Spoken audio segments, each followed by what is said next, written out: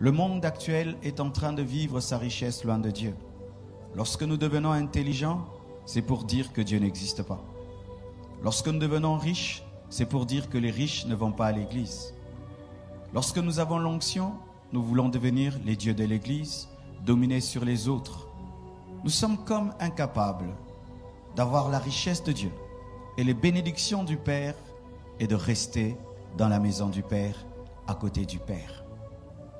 Et certains ici, vous êtes comme ce fils prodigue. À cause de la richesse du Père, vous êtes allé vivre loin du Père.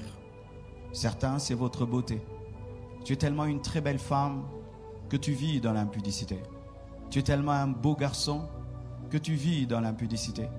Tu es tellement fort que tu tabasses même tes parents. Tu es tellement intelligent que tu méprises tout le monde.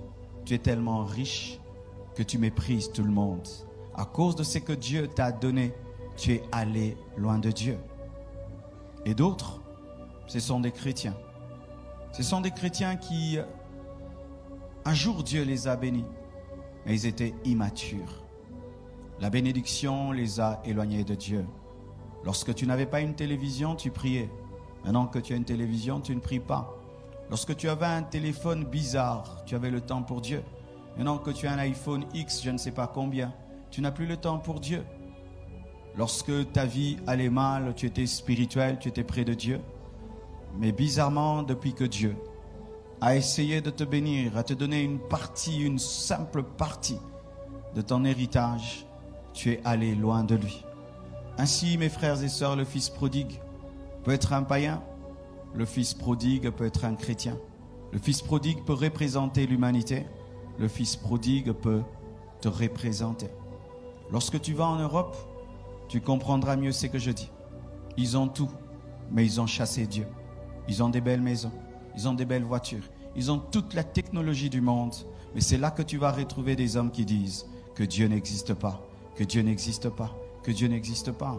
Et même certains qui ont été attachés à Dieu lorsqu'ils étaient en Afrique, lorsqu'ils s'en vont là-bas, ils se comportent comme tout le monde, ils rejettent Dieu. Ils n'ont pas le temps d'aller à l'église. Ce sont les choses des gens qui souffrent. La rébellion. La rébellion, c'est lorsque tu penses que tu peux diriger ta propre vie. La rébellion, c'est lorsque tu penses que tu es aussi sage que Dieu et plus sage que Dieu.